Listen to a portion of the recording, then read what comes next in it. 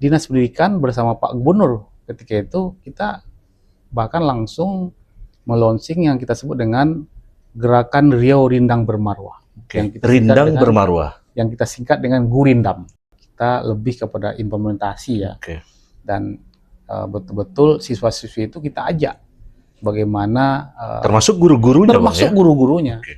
Bagaimana agar sekolah itu tidak hanya sekedar menjadi tempat untuk belajar ensih gitu ya.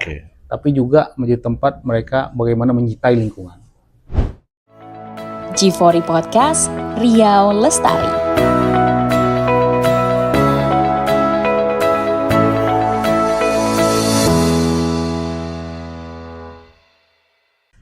Assalamualaikum warahmatullahi wabarakatuh. Halo sahabat Green, kita ketemu lagi bersama saya Zali dalam G4 Podcast. Nah, edisi kali ini sangat spesial. Kita bersama dengan Kepala Dinas Pendidikan Provinsi Riau, Bang Erisman Yahya, akan membicarakan soal optimalisasi kurikulum muatan lokal dalam pelestarian lingkungan di Provinsi Riau. Nah, ini satu tema yang penting karena bagaimana dunia pendidikan itu bisa mensupport atau mendorong bagaimana isu lingkungan itu menjadi sesuatu yang betul diterapkan, diaplikasikan, dan dijawantakan di ekosistem pendidikan. Nah, untuk membicarakan itu, saya sudah bersama dengan narasumber kita, Bang Erisman Yahya, Kepala Dinas Pendidikan Provinsi Riau. Assalamualaikum, Bang. Waalaikumsalam. Terima kasih atas waktunya, Bang. Sama-sama. Kita ngobrol soal bagaimana peran dunia pendidikan Riau ini bisa mewujudkan ekosistem pendidikan yang mendukung kepada pembangunan berkelanjutan, Riau Hijau, dan apalagi kita tahu ada program Green for Riau. Ini satu inisiatif yang luar biasa, Bang. Dan kita tahu juga 2023 itu Dinas Pendidikan mengeluarkan regulasi terkait dengan penerapan kurikulum muatan lokal. Nah, sebetulnya apa esensi yang hendak dituju dari kurikulum muatan lokal ini dan kenapa isu lingkungan itu betul-betul menjadi penting dan mainstream, Bang? Baik, terima kasih Bang Jali atas kesempatan yang diberikan. Pertama, kami ingin menegaskan bahwa kita meyakini sekolah itu tidak hanya sekedar menjadi tempat transfer of knowledge, tapi juga pembentukan karakter. Nah, dalam konteks ini, kita ingin siswa-siswi kita ini, pelajar-pelajar kita ini, sejak dini sudah tertanam cinta lingkungan itu di dalam diri dia gitu. Dan oleh karena itulah sejak awal karena kita juga mengetahui komitmen pemerintah provinsi terhadap lingkungan ini, tadi sudah sampaikan ada gerakan Green for Riau juga yang sudah di-launching oleh Bapak Gubernur sebelumnya. Nah, menindaklanjuti hal itu, Dinas Pendidikan bersama Pak Gubernur ketika itu kita bahkan langsung melonsing yang kita sebut dengan Gerakan Riau Rindang Bermarwah. Rindang Bermarwah. Yang kita singkat dengan Gurindam. Nah, dan itu resmi di-launching oleh Pak Gubernur waktu itu pada tanggal 25 September 2025 di SMA Negeri 19 Pekanbaru. Dan itu secara Zoom disaksikan oleh seluruh sekolah SMA, SMK se-Provinsi Riau. Nah, penekanannya jelas bahwa kita ingin sekolah-sekolah ini betul-betul menjadi contoh dan teladan bagaimana sih sebenarnya kita mencintai lingkungan itu.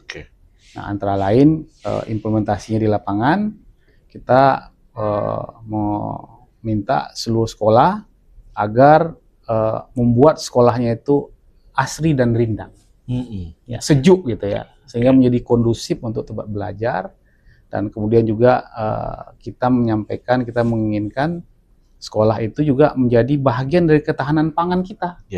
Nah, sehingga lahan-lahan yang mungkin ada yang kosong, yang sekiranya selama ini tidak termanfaatkan, tidak produktif, bisa mereka manfaatkan misalnya untuk menanam cabai, menanam terung, dan itu alhamdulillah sudah berjalan sampai sekarang gitu. Nah, jadi sekali lagi kita lebih kepada implementasi ya, dan betul-betul siswa-siswi itu kita ajak bagaimana termasuk guru-gurunya, bagaimana agar sekolah itu tidak hanya sekedar menjadi tempat untuk belajar ensih gitu ya, tapi juga menjadi tempat mereka bagaimana mencintai lingkungan. seperti kami sampaikan tadi, dengan cara menanam, bagaimana menjadikan lingkungan sekolah itu sejuk, rindang, asri gitu ya. Nah, dan termasuk juga memanfaatkan lahan-lahan untuk ketahanan pangan. Nah, inilah yang kita ajarkan kepada siswa-siswi itu. Ya, jadi kami sering menyampaikan satu pohon yang ditanam, nanti dia kalau sudah tumbuh dan besar, dia akan memberikan oksigen ke beberapa ratus orang. Nah, ini harus menjadi kesadaran siswa-siswi kita sejak dini. Dan begitu juga kalau kita menebang pohon, ya kan, ikut merusak lingkungan, berapa orang akan kehilangan oksigen dengan tingkah laku kita itu. Nah, ini yang selalu kita tekankan, kita sampaikan kepada siswa-siswi kita. Oke. Nah, karena ini adalah upaya kita untuk membangun green thinking, pikiran hijau, kebiasaan hijau, dan tadi sudah bagus ide-idenya, luar biasa.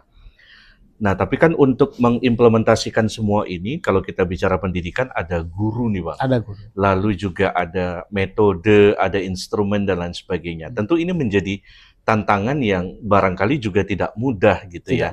Nah, bagaimana kemudian Dinas Pendidikan dalam konteks mengoptimalisasikan muatan lokal itu juga mendorong kepada guru-gurunya, infrastrukturnya, bahkan mungkin pembiayaan sekolah yang mungkin mendorong terwujudnya konsep-konsep hijau tadi, Bang. Seperti apa yang dilakukan dan tantangannya seperti apa? Ya, jadi tentu gerakan ini tidak sekedar gerakan satu momen gitu ya, tidak hanya sekedar di launching, setelah itu kita tidak panjang ini ya. Nah, ini kan jangka panjang. Makanya oleh karena itu kita awasi, kita evaluasi program ini.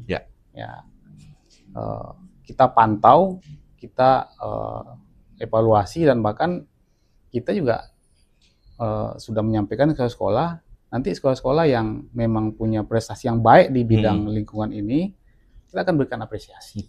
Nah, termasuk juga ini kita awasi terus. Apakah gerakan Riau Rindang Bermarwah ini atau kita singkat Gurindam ini betul-betul berjalan di sekolahnya masing-masing.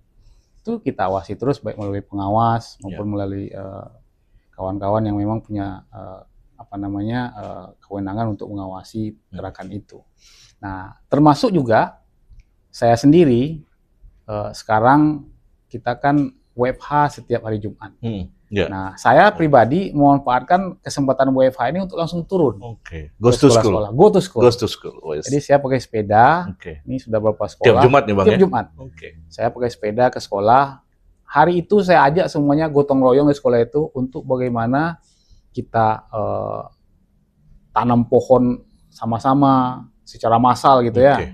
Dan juga bagaimana caranya supaya kita buat taman-taman, kita eksekusi. Sehingga betul-betul nampak gitu gerakan kita itu, dan sekali lagi kita edukasi siswa-siswi bahwa mencintai lingkungan itu sangat penting. Bagaimana supaya sekolah ini asri, rindang, itu selalu kita sampaikan kepada siswa-siswi itu supaya betul-betul mengena di hatinya gitu. Nah, itu sudah saya lakukan terus. Setiap Jumat saya turun. Nah, jadi kalau kawan-kawan bisa lihat juga Instagram kita di Dinas Pendidikan tuh nampak kita gotong royong ya, nanam pohon, bikin pot bunga segala macam di sekolah-sekolah. Nah, ini membuat sekolah-sekolah itu menjadi tambah cantik gitu. Dan siswa-siswi itu kita libatkan. Kita bersama-sama untuk melakukan itu. Sekali lagi kita ingin siswa-siswa kita ini punya karakter. Yang punya prinsip bahwa dia memang harus cinta terhadap punya karakter. Lingkungan. Itu kalimat yang bagus, Pak. Mengenai soal karakter itu, ini kan tidak hanya kita mengeksekusi dari sisi tanam pohon, jaga kebersihan, dan aktivitas-aktivitas fisik yang memang kita bisa identifikasi sebagai rasa cinta pada lingkungan.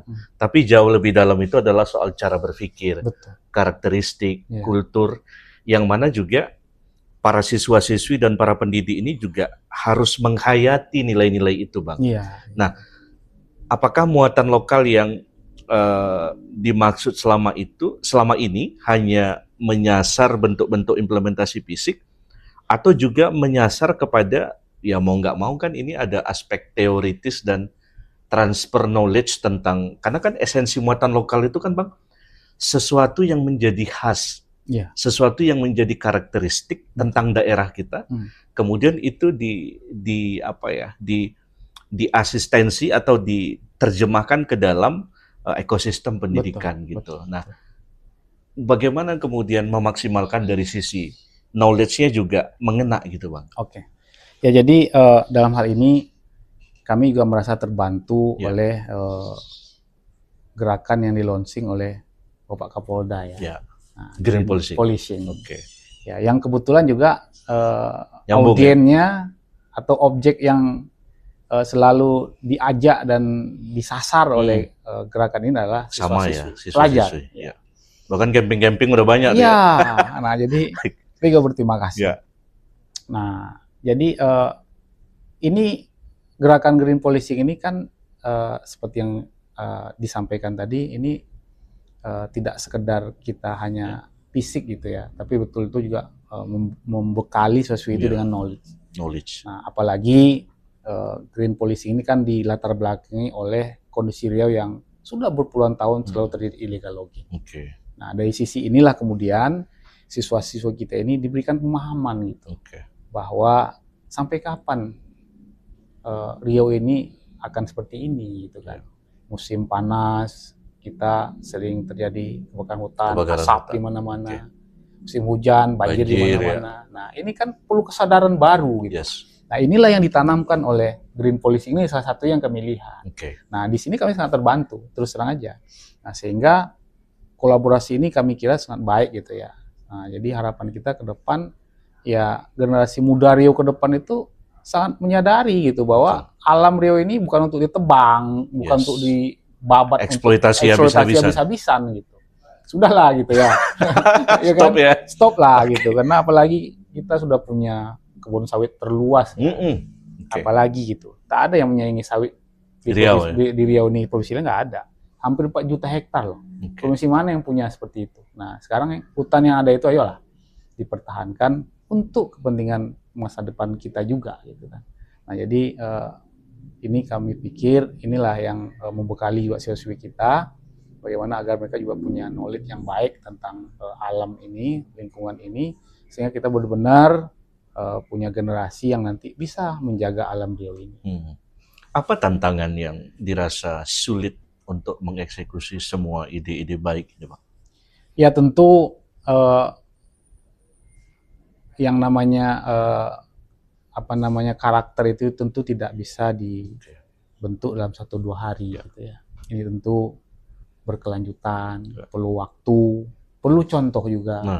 Perlu teladan ya. Perlu teladan juga. Nah, inilah yang alhamdulillah banyak pihak sekarang memberikan teladan.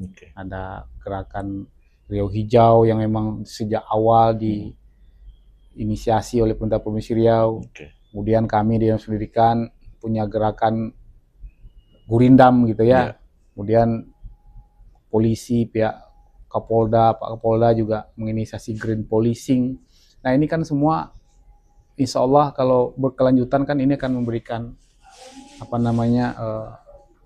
pengetahuan-pengetahuan yang luar biasa gitu. Dan mudah-mudahan dalam jangka waktu yang terus gitu ya. Nah, ini akan menjadi kebiasaan. Pada akhirnya nanti akan menjadi tradisi kita gitu. Anak-anak kita bahwa mereka berpikir 1000 kali kalau mau merusak lingkungan gitu ya. Kalau dulu mungkin orang mungkin tidak sampai ke situ ya, karena mungkin dulu kita tradisional gitu. Ya, sesuai juga mungkin dengan kebiasaan orang tua kita, ya kan?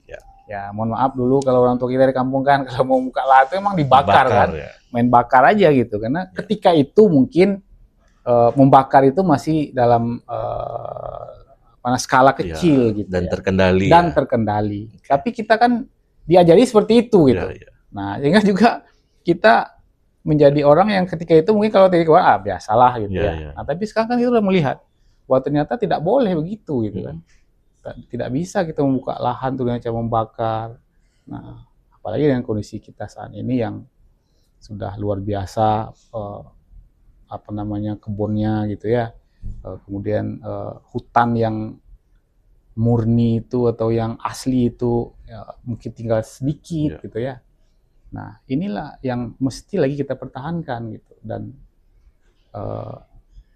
tidak kita saja yang berkepentingan dengan hutan yang tinggal sedikit ini kan, tapi juga dunia gitu. Nah, dan paru-paru dunia. Ya, jadi inilah yang mungkin jadi tanggung jawab moral kita semua, termasuk generasi muda kita, untuk benar-benar menjaga hutan yang ada, menjaga lingkungan, supaya alam kita ini makin hari makin baik dan tidak tidak mencelakakan kita gitu. Ya. Itu barangkali. Balik ke soal muatan lokal itu, Bang. Tentu kan suatu muatan lokal itu perlu diukur tingkat keberhasilannya sejauh mana memberikan efek pada siswa di sekolah-sekolah.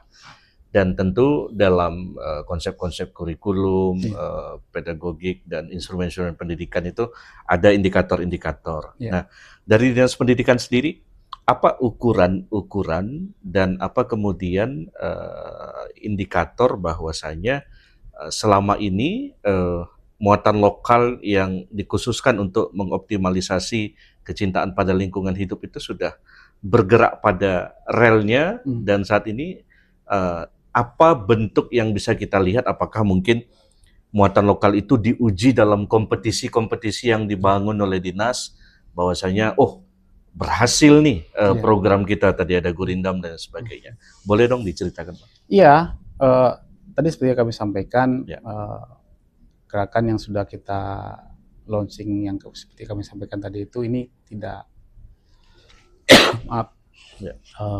pasti akan kita evaluasi gitu ya, dan nanti juga akan kita lihat mana sekolah-sekolah yang memang punya komitmen untuk melaksanakan itu. Di sisi lain, sekolah kita ini kan juga sudah sejak dulu ya, ada sekolah Eka Wiyata, Adiwiyata.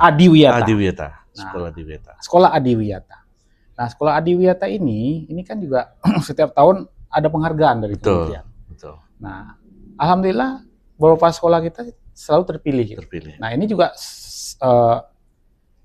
setiap ada pemilihan sekolah Adiwiyata ini, dan kalau ada dari kita yang terpilih, kami memang sengaja membuat sedikit seremonial di sini. Supaya apa? Supaya juga dicontoh oleh sekolah-sekolah yang lain. Ini loh, sekolah A gitu kan, dia berhasil mendapat penghargaan dari kementerian sebagai sekolah Adiwiyata. Ayo, sekolah yang lain.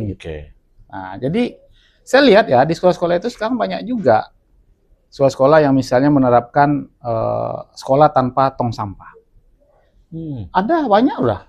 Jadi siswa itu kalau ada sampah masukin ke saku, dibawa pulang gitu, atau dibawa kemana. Jadi sekolah itu tak ada sampah.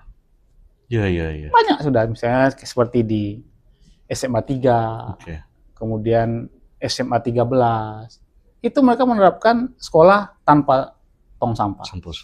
Jadi anak-anak itu kalau punya sampah, dia bertanggung jawab sendiri. Tidak boleh dibuang di sekolah. Nah, jadi kalau dia pulang buat dulu. Yang penting tidak boleh di sekolah itu ada sampah. Ini sepele ya, tapi ini sepele. Tapi kalau saya lihat, betul juga ya gitu. Sehingga sekolah-sekolah itu bersih. Mungkin kawan-kawan coba kalau ingin membuktikan kayak seperti SMA 3 itu yang di Rumbai itu kan. Di Rumbai ya. Saya kaget juga, kok bersih kali ini sekolah gitu. Nah, rupanya nih mereka menerapkan konsep seperti itu. Bahkan kalau ada tong sampah pun mungkin pemilahan sampahnya sudah diatur sedemikian rupa. Ada juga. Ada juga. Kalaupun ada tong sampah, mereka sudah sampah yang terpilah. Yang organik, non-organik. Dan itu memang dibiasakan. Supaya sekali lagi ini soal kebiasaan gitu ya. Supaya tertanam di di pemikiran anak-anak kita itu.